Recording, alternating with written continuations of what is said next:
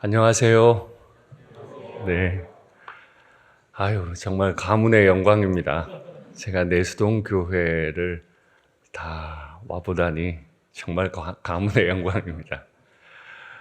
대전 세로남 교회에서 8년 부목사 생활하다가 일산교회 갔거든요. 그래서 더더욱 영광입니다. 제 스승께서 계셨던 곳을 제가 와볼 수 있어서 너무너무 좋네요. 저를 불러주신 목사님 또 당회 장로님들께 깊이 감사드립니다.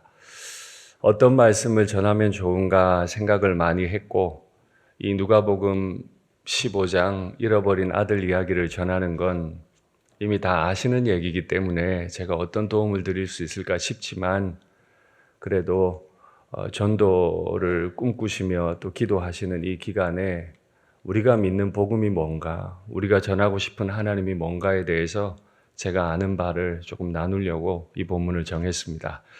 누가복음 15장을 우리가 읽었는데 바로 앞에 있는 14장 이야기를 보면 수종병 든 사람을 고치신 예수님 이야기가 나오고, 또 예수님께서 잔치 비유를 베푸시면서 너희가 초대받아 가거든 상석에 앉지 말고 늘 말석에 앉아라.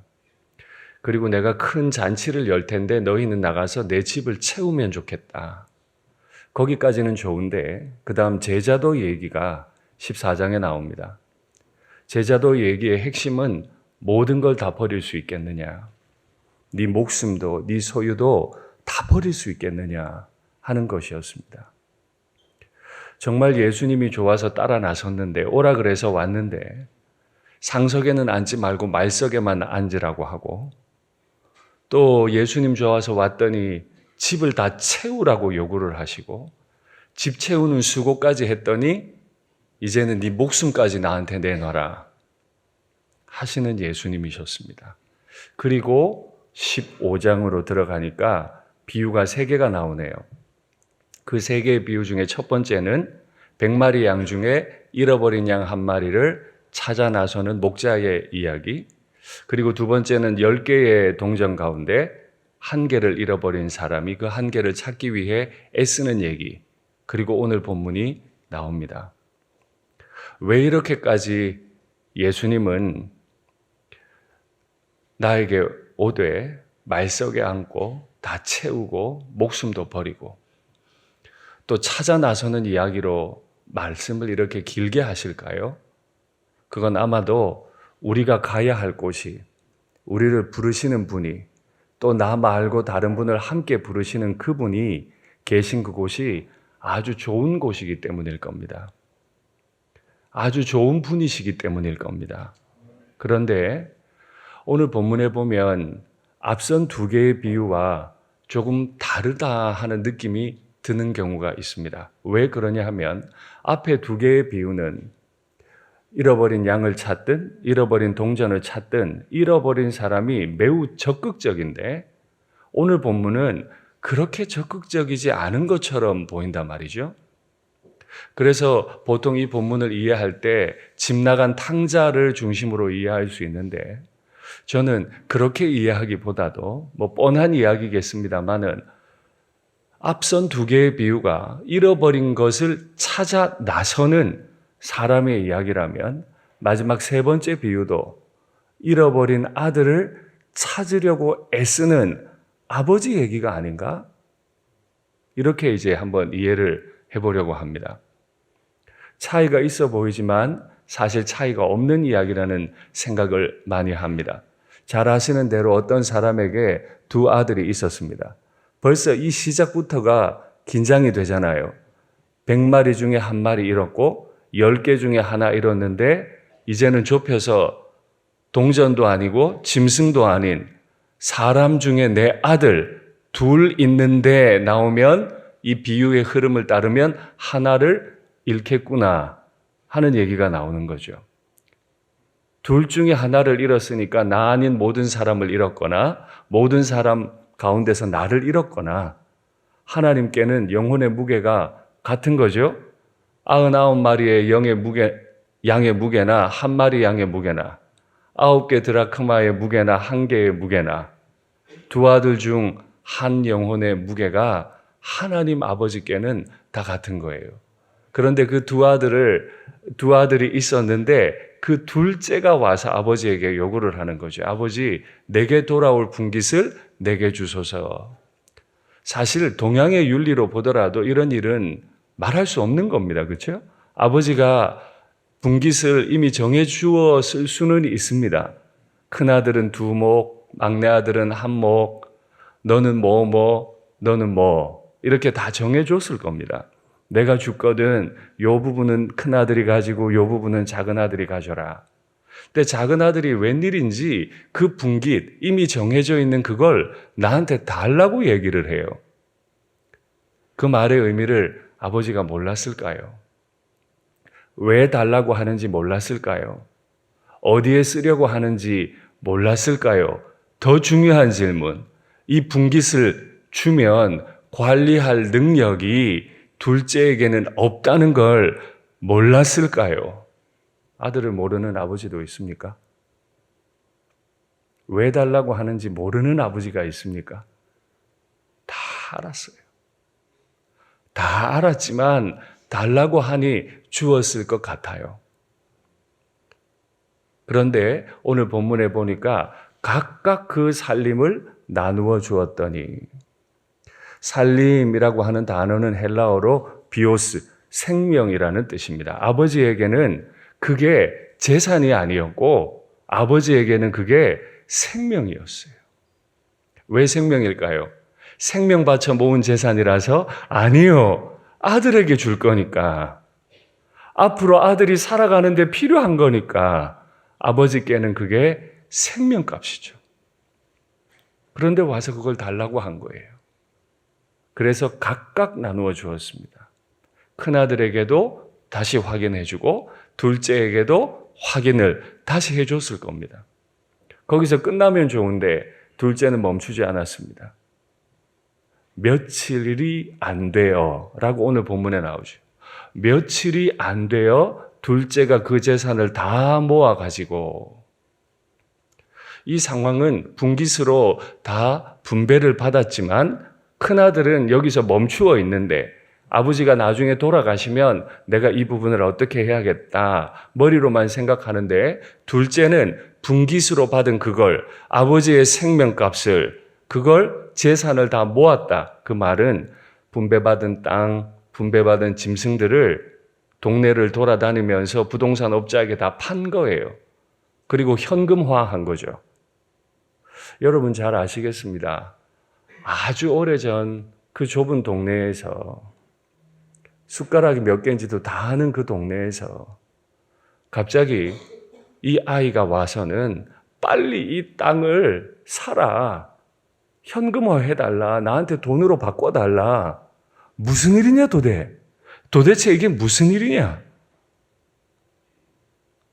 아직 아버지가 살아계신데 이 땅을 왜 팔아? 땅은 파는 게 아닌데. 참 많은 생각들을 했을 겁니다. 그러면서 마을이 술렁술렁했겠죠. 그러나 강한 요구를 이기지 못하고 사람들은 아마 돈을 주었을 겁니다. 급히 팔아야 했기 때문에 헐값에 넘겼을 겁니다. 그렇게 해서라도 돈을 다 가지고 둘째는 먼 곳으로 가서 그것을 허랑방탕하게 다 낭비했다. 이게 핵심이죠. 할 수 있으면 자유롭고 싶었어요. 아버지 아들로 있는 것도 크게 뭐 나쁜 건 아닌데 주체적인 인간이 좀 되고 싶었던 거죠. 떠나서 내가 원하는 인생을 한번 살아보고 싶었어요. 떠났으면 잘 살든가. 근데 그 아이에게는 그런 마음도 없죠. 허랑방탕한 게 잘 사는 거였으니까. 내가 주체적으로 판단하고 결정하는 게 옳은 것이니까. 그렇게 떠났습니다. 그리고 허랑방탕했습니다. 다 잃고 난 후에 비로소 큰 흉년이 들었다. 이게 인생인가 봐요. 잘 살아보려고 했는데, 그래서 아버지에게 무리한 요구도 했는데, 그만 생각보다 돈은 빨리 떨어졌고, 돈이 떨어졌으면 일해서 돈을 벌 수 있으면 되는데, 그나마 그 나라의 형편도 좋지 않았어요. 큰 흉년이 들어서 일할 자리도 없었어요. 자기에게 풀칠하게 해줄 사람도 없었어요. 제가 내수동 교회에 온다고 하니까 너무 긴장도 되고 막 마음이 뭐 어떻게 해야 될지. 우리 박 목사님 정말 제가 오래전부터 말씀 사모했던 분 강단에 선다고 하니 이걸 뭐 어떻게 해야 될지 모르겠더라고요. 그래서 새벽에 일찍 일어나서 늦지 않게 가야지. 정확히 말하면 일찍 가서 원고를 다시 봐야지 생각하고 4시가 채 안 돼서 자유로에 이미 제 차는 올라왔습니다. 근데 도로가 굉장히 복잡해지더라고요. 세상에 4시도 안 된 시간에 자유로가 막혔어요. 그래서 보니까 사고가 크게 났더라고요. 그래서 차 몇 대가 줄지어 서 있는데 5개 차로 중에 4개가 막히더라고요. 그러니까 이 새벽 시간에 차 없는 시간에도 저는 차를 세워야 됐어요. 기도했어요. 하나님, 내수동 교회 가야 되는데 이거 어떡하냐고. 근데 금방 뚫리기는 했어요. 아마 제가 사고 처리 거의 말미에 올렸었는지 그랬어요. 인생은 그런 거죠. 저는 1시간 전 도착이 목표였어요. 그래서 원고를 좀 많이 읽고 목사님을 뵈려고 생각했는데 20분을 거기서 낭비를 했습니다. 계획대로 되는 건 없어요. 선한 일도 선하지 않은 일도 계획대로 된다면 예측이라도 하죠. 근데 계획대로 되는 게 아니죠. 이렇게 죄인들은 늘 궁지에 몰립니다. 자기가 아무것도 아님을 알게 됩니다. 그리고 드디어 그 사람은 의탁할 데가 없으니까 그 백성 중 하나에게 붙여 살았다. 아버지한테 붙여 있을 때 거기가 족한 줄 알지. 뭘 그렇게 재밌게 살아보려고 돈 들고 나갔다가 아버지가 아닌 엉뚱한 백성에게 붙여 삽니까? 아버지한테 붙여 사면 가장 좋은 걸 모르고 굳이 거기를 떠나서 엉뚱한 사람에게 붙여서 합니까? 근데 그 나라는 돼지 키우는 나라였습니다. 그래서 그를 들로 보내어 돼지를 치게 했다. 이스라엘 땅에는 돼지가 한 마리도 없습니다. 돼지는 부정한 짐승이라 가까이 두지를 않습니다. 돼지라는 이름은 들었을까요? 그런데 다른 나라, 먼 나라 가보니 돼지가 간혹 보였을 거예요. 자기가 그 돼지 옆에 있을 줄이야. 부정해서 옆에 오지도 못하게 했던 짐승인데 내 나라에는 그 부정한 짐승이 한 마리도 없었는데 내가 그 짐승 옆에서 먹고 자고 그 부정한 것을 지키는 존재가 될 줄이야. 가까이 하지도 않던 걸 지키는 인생으로까지 전락했습니다. 근데 먹을 게 없으니까 뭐라도 먹으려고 하는데 먹을 걸 주는 사람도 없어요. 돼지나 먹는 쥐엄 열매를 좀 먹어볼까 했는데 그것마저도 구하는 게 쉬운 일이 아니었어요. 가장 비참한 상황에 떨어진 겁니다. 돈이 떨어진 것도 비참하지만은 자기가 부정하다고 여겼던 그 존재를 수발드는 인생으로까지 떨어진 거예요. 저나 여러분들이나 얼마든 그럴 수 있죠. 지금 내가 하나님의 은혜로 견고히 서 있다고 끝까지 견고할 거라고 확신하시면 안 됩니다. 우리는 언제든지 우리의 연약함으로 인해 무너질 수 있습니다. 성령의 인도를 받지 않으면 내 스스로 주체적 인간이 되어버리면 내가 원하는 대로 판단하면 꼬이고 꼬여서 설상가상으로 우리는 얼마든 무너져 버릴 수 있습니다. 그때서야 비로소 깨닫습니다. 내 아버지 집에는 종들도 배부르게 먹는데 왜 사람은 미리 알지 못할까요? 좀 미리 알면 좋은데요. 얼마나 비참해질지 조금 미리 알면 좋은데요. 그래서 이제 다짐하고 아버지 집으로 돌아갑니다. 잘 아시는 내용입니다. 지금부터 아버지가 등장합니다. 아버지는 뭐 했을까요? 양 잃어버린 사람은 99마리를 임시 우리에 가두어 두고 한 마리를 찾아 나섰을 텐데, 동전을 잃어버린 사람은 그 하나를 찾기 위해 몸부림을 했는데 아버지는 달라고 하니까 덜렁대어 줘버리고 찾아 나선 것 같지도 않은데 아버지는 뭐 했을까요? 저는 시작하면서 말씀을 드렸습니다. 세 개의 비유가 있는데 이 세 개의 비유를 통일해서 보자. 양을 잃어버린 사람은 양을 찾으러 열심히 나갔고, 동전을 잃어버린 사람은 집안을 다 뒤졌을 겁니다. 아버지는 뭐 했습니까? 아버지가 뭐 했는지가 이해되려면 거리가 먼데, 아직도 거리가 먼데, 이 단어에 집중하시면 되지요. 아버지는 아버지가 움직일 수 있는 최대한 넓은 지경으로 다녔을 겁니다. 아들을 기다렸을 겁니다. 동전이 아니기 때문에, 짐승이 아니기 때문에 두 발 가지고 자신의 의지 가지고 온 세상을 갈 수 있기 때문에 아버지가 찾아갈 수 있는 곳은 없습니다. 그러나 그 아버지가 갈 수 있는 한 최대한 갔을 겁니다. 그리고 아들을 기다렸겠죠. 멀리서 아들이 옵니다. 아버지는 정말 알고 있었어요. 아들이 이렇게 나가면 저렇게 돌아올 거다. 지금 달라는 모양 보니까 망가지겠구나. 알지만 허락했어요. 허락했기 때문에 나가서 기다립니다. 오늘 기다리고 내일 기다리고. 아버지가 생각한 날에 아들이 옵니다. 아직도 거리가 멀어요. 아마 아들은 아버지를 봤을까요? 아버지는 아들을 봤습니다. 그리고 달려갔다. 그를 불쌍히 여겨 달려갔다. 아들이 가질 수 있는 최고의 분깃, 재산이 아니었어요. 아들을 불쌍히 여기는 아버지의 사랑이었습니다. 그게 성도가 누릴 수 있는 최고의 유산이죠. 아버지가 주시는 재산도 귀합니다. 그러나 성도에 있는 최고의 분기, 우리가 천국 가는 날까지 붙들고 붙들어야 할 최고의 분기, 우리가 아무리 써도 사라지지 않을 최고의 분기, 다 쓰고 와도 여전히 남아있는 최고의 분깃은 나를 불쌍히 여기시는 아버지 마음이라. 그 아버지가 불쌍히 여겨서 달려와서 막 목을 어근 맡겨 안아주시고 입을 맞추어 줍니다. 왜 그랬습니까? 반가워서, 고생스러워서, 대견하고 기특해서, 너무 좋아서. 예, 다 맞습니다.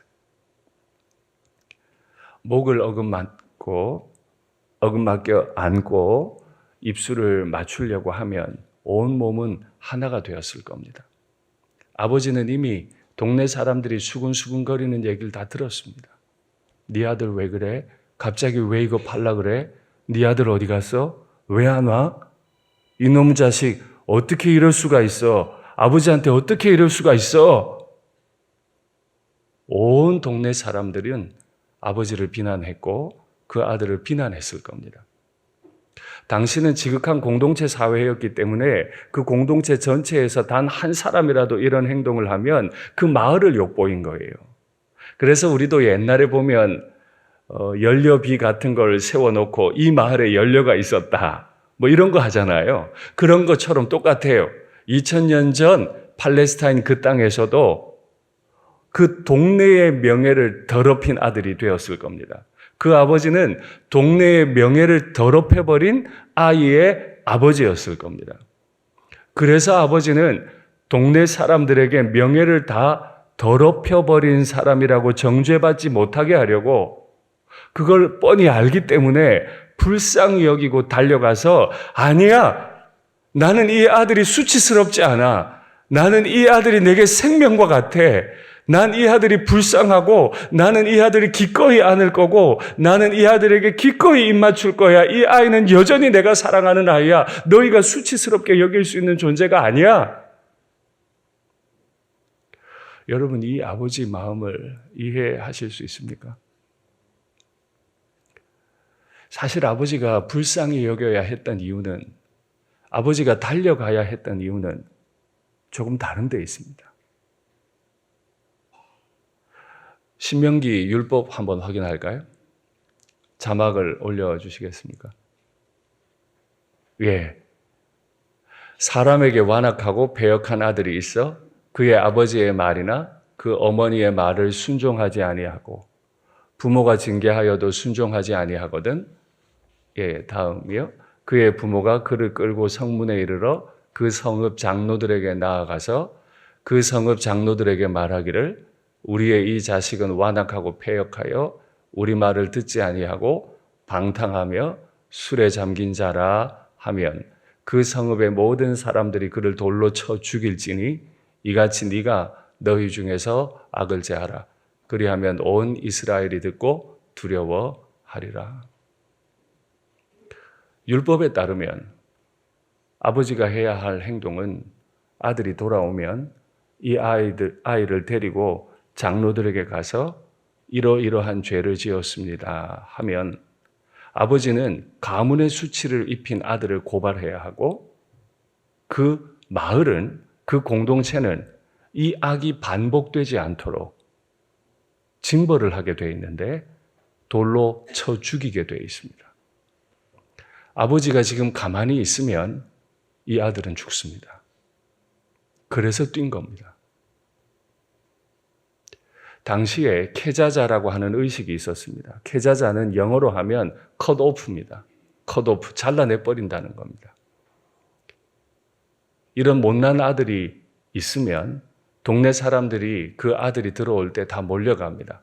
항아리에 모래를 담고 그 모래 안에 견과, 그 지역에서 나는 견과 과일을 담아요. 그리고 그 아들 앞에서 마을 사람들이 삥 둘러서서는 막 이 율법을 암송하면서 항아리를 던져 깨버립니다. 이 깨진 항아리 같이, 흩어진 모래알 견과류 같이 너희와 우리는 완전히 관계가 컷오프 됐다. 관계없다. 하고 돌로 쳐 죽입니다. 그게 예수님 당시 이 둘째 아들이 받아야 했던 벌이었습니다. 이렇게 될 걸 알았기 때문에 아버지는 아들에게 치마를 들어 올리고 열심히 달려갔습니다. 재산도 줬지만 아버지의 명예를 줍니다. 아버지의 생명을 줍니다. 그리고 그 아들과 완전히 하나가 돼버립니다. 아들을 죽일 수 없도록. 그게 우리에게 최고의 유산이죠. 그 사랑을 받았던 아들이 아버지에게 말합니다. 아버지, 저를 종들 중에 하나로 여기십시오. 제가 아버지와 하늘에 죄를 지었습니다. 죄를 지어도 정말 큰 죄 지은 거 맞아요. 아버지 생명을 가져갔으니까. 아버지를 수치스럽게 했을 뿐 아니라 그 마을 공동체를 수치스럽게 한 거니까 죄도 너무너무 큰 죄 지은 게 맞아요. 그런데 아버지는 그 말을 듣고 대답하지 않으세요. 제일 좋은 옷을 내어다 입히시고 손에 가락지를 끼우시고 발에 신을 신기셨어요. 그랬더니 그 주변에 있던, 아버지 주변에 있던 사람들, 그들이 즐거워했다. 왜 즐거워야 되죠? 왜 즐겁습니까? 그 집 하인들은 새로운 일거리 하나 생겼어요. 그런데 왜 즐거워요?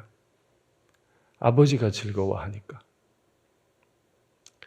감히 여러분들께 여쭙습니다. 아버지의 즐거움을 가지고 계십니까? 아버지가 죄인 하나가 돌아오는 걸 기뻐하시는 그 기쁨이 우리 영혼에도 있습니까? 아버지가 좋아한 이유를 설명을 합니다. 이 아들은 죽었다가 다시 살아났으며 내가 잃었다가 다시 얻었다 하니 그들이 즐거워했다. 교회 안에 큰 기쁨이 있어야죠. 교회 안에 있어야 할 즐거움은 뭔가요? 죽었던 사람이 다시 살아나는 즐거움. 교회 안에 있어야 하는 즐거움은 뭔가요? 잃었던 사람을 다시 얻는 즐거움. 만일 나는 아버지께 돌아왔는데, 그래서 다시 아버지의 살림을 받았는데, 아버지가 또 다른 사람을 얻는 즐거움, 누림을 내가 등한히 한다면 나는 여전히 아버지를 잘 알지 못하는 사람입니다. 그 알지 못하는 사람이 등장하죠. 늘 제자리를 잘 지키고 장남으로서 자기 해야 할 일을 부지런히 하던 맏아들이 들에서 일을 하다가 들어왔습니다. 고기 냄새도 납니다. 음악 소리도 들립니다. 멀리서 보니 사람들이 막 왔다 갔다 합니다. 평소와 달라요. 무슨 생각했을까요? 그 집 맏아들이면 그냥 들어가면 되는 거 아니에요? 들어가지 않고 종을 불러냅니다. 왜요? 왜 불렀죠? 가면 되지. 내 집이고 내 아버지 집인데 고기 냄새 나고 풍악 소리가 나면 즐거운 일이 있으신가 보다 뛰어 들어가면 되지. 왜 안 들어갔을까요? 왜 자꾸 겉돌까요? 드디어 올 것이 왔구나. 드디어 올 것이 왔어. 우리 집안을 수치스럽게 한 놈. 내심 오지 않기를 바랐는데 드디어 올 것이 왔어. 그래서 겉돌아요. 진짜 아버지 마음을 알면요. 뛰어 들어가는 거 아닙니까? 내 동생이 왔어. 근데 아들은 아버지 마음 모르죠. 둘째가 그랬듯 첫째도 몰라요. 드디어 올 것이 왔어. 형이 이렇게 생각하는 게 무리도 없는 게요. 둘째가 받아야 할 살림을 둘째는 이미 다 가지고 갔습니다. 빈털터리가 돼서 돌아왔어요. 아버지 돌아가시면 이제 둘째는 거지겠네요. 아버지가 그렇게 둘까요? 안 먹고 안 입고 오늘 본문에 나오는 염소 새끼 한 마리, 그거 하나 아껴뒀다가 내가 나중에 써야지. 내가 아끼고 있던 거 둘째 돌아오는 바람에 또 줘야 돼요. 이게 너무 싫은 거예요. 그래서 화를 씩씩 내고 있으니까 이 소식이 아버지한테도 갔죠. 그래서 아버지가 나오세요. 들어오라 안 하시고 아버지가 직접 그 자리까지 다시 와주세요. 둘째 아들을 찾아 나서서 아버지가 갈 수 있는 한 가 있어서 기다리셨던 것처럼 큰 아들에게도 다시 와주세요. 얘야, 왜 이렇게 화가 났어? 아버지, 나 지금까지 들에서 일하다 왔어요. 염소 새끼 하나라도 주셔서 친구와 함께 즐기게 하신 일이 없더니 이 창녀와 함께 모든 걸 낭비하고 들어온 이놈에게 이 잔치를 베푸십니까? 송아지 파티를 하십니까? 난 염소 새끼 하나 못 받았는데 이 아들한테 뭘 잘했다고 지금 송아지를 주어서 파티를 하십니까? 아직도 말석에 못 앉죠, 그죠? 들어오는 게 싫어.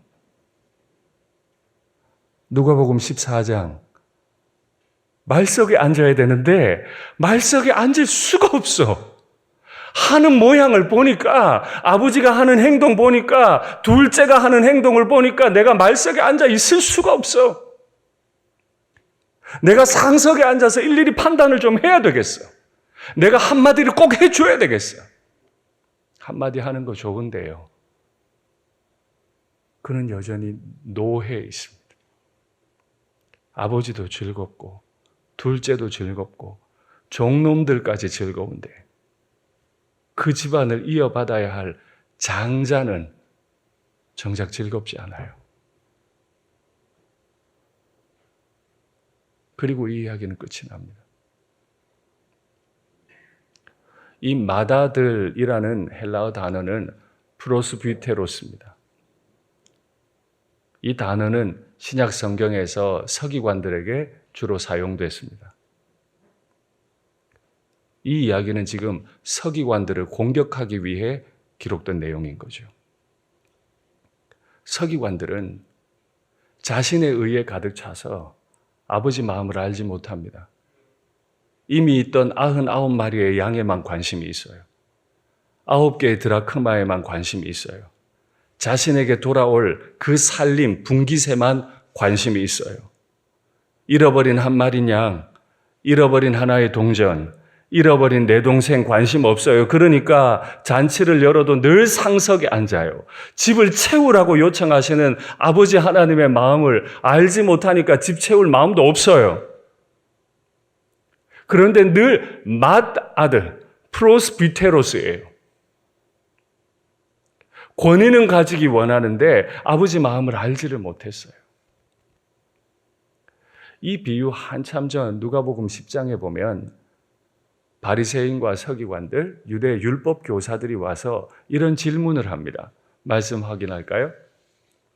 어떤 율법 교사가 일어나 예수를 시험하여 이르되, 많은 사람들이 예수님 옆에 올 때는 간절한 소원이 있어 고침받으려고 왔는데 어떤 사람은 겉돌면서 시험하러 옵니다. 선생님, 내가 무엇을 하여야 영생을 얻겠습니까?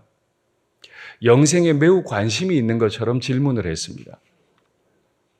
정말 이 사람은 관심이 있었을까요? 예수님의 대답은, 그래? 네가 영생에 관심이 있단 말이야? 영생을 얻으려면 주 너의 하나님을 사랑하고 너의 이웃을 자기 몸과 같이 사랑해야 할 거다 라고 대답하셨어요. 그 다음 말씀이요. 그 사람이 자기를 옳게 보이려고, 아버지, 나는 둘째처럼 한 적이 없습니다. 나는 지금까지 들에서 일했고 여태도 아버지 재산에 손해를 끼친 적이 없어요. 예수께 여짜오되, 그러면 내 이웃이 누굽니까? 누군지 가르쳐만 주시면 제가 기꺼이 그 이웃을 섬겨주죠.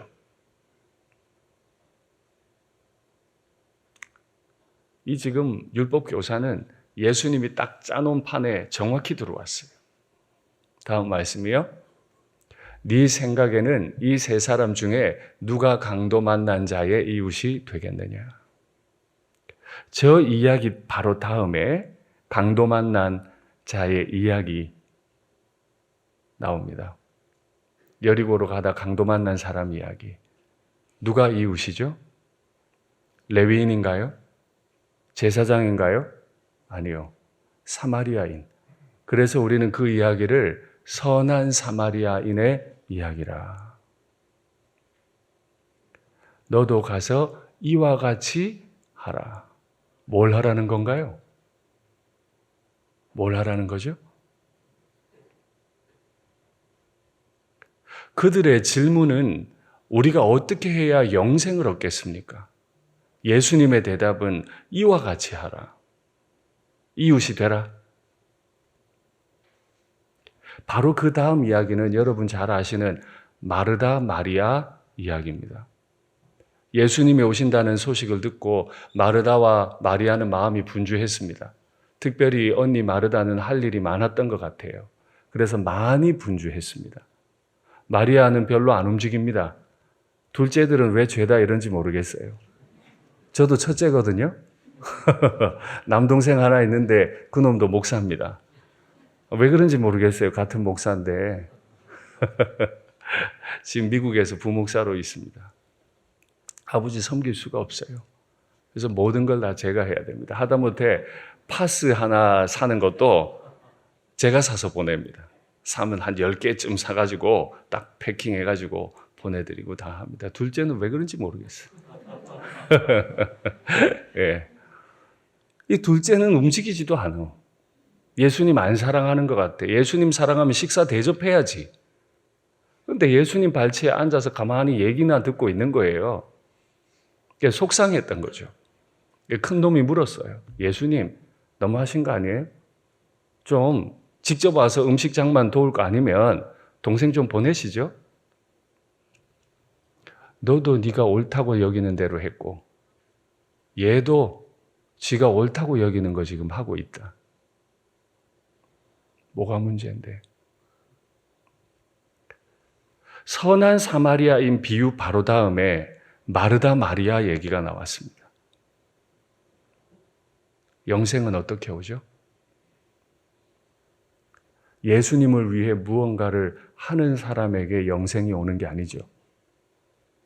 예수님 발치에 앉아서 예수님의 말씀을 듣는 자에게 영생이 오죠. 예수님의 섬김을 받는 자. 이와 같이 하라는 말의 뜻은 우리는 강도 만난 자예요. 네가 뭐 할 수 있을 것 같지? 아니고 너야말로 강도 만난 자야. 율법 좀 아는 것 같아? 네가 네 아버지 집에서 대단히 뭘 잘한 것 같아? 아니고 너 강도 만나서 아무것도 못하는 사람이야. 영생 어떻게 얻어요? 선한 사마리아인 같이 우리에게 찾아오신 그 예수님을 영접하는 것, 그의 치료하심을 경험하는 것. 그리고 11장으로 넘어가면서 누가복음은 기도에 대해 가르칩니다. 아버지께 붙어 있도록. 영생은 어떻게 얻습니까? 좋은 일 많이 해서가 아니고 나를 위해 불쌍히 측은히 여겨서 달려오시고 나의 죄를 다 덮어버리시고 마을 사람들이 나를 캐자자하지 않도록 돌을 던져 나를 죽여버리지 않도록 날 덮어주시는 그 은혜를 내가 경험하는 것. 그것이 영생인 줄 믿습니다. 1세기에 아주 유명한 일화가 있습니다. 로마의 초대 정제였던 아우구스투스 황제의 친구인 베디우스 폴리오 이야기입니다. 이 사람은 신흥 부자였어요. 사업을 해서 돈을 많이 벌었습니다. 하루는 최초의 황제인 아우구스투스를 초청해서 그 집에서 큰 잔치를 열고 싶었습니다. 아마 자신이 할 수 있는 최대한의 능력을 동원해서 멋진 음식을 다 준비했을 겁니다. 노예들이 총동원됐을 겁니다. 황제가 왔습니다. 그런데 한 노예가 그만 실수합니다. 황제 앞에서 유리잔을 깨버립니다. 요즘 유리잔 값어치 없잖아요. 2000년 전의 유리잔은 노예의 몸값보다 비쌉니다. 그 비싼 걸 노예가 그것도 황제 앞에서 깨뜨려 버립니다. 그러니 베디우스 폴리오가 명령합니다. 이놈을 갖다 죽여라.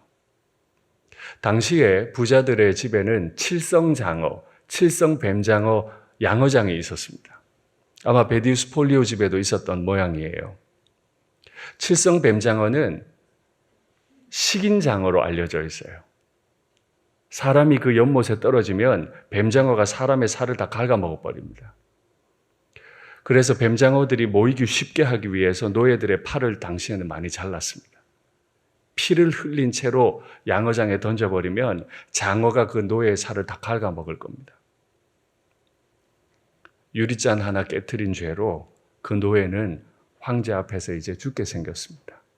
죽어 마땅합니다. 지 몸값보다 더 비싼 걸 망쳐놨으니, 황제 앞에서 큰 결례를 했으니 죽어 마땅합니다. 근데 그때 황제가 명령을 합니다. 멈추라. 죽이지 마라. 그리고 베디우스 폴리오의 집에 있는 모든 유리잔을 다 깨버려라.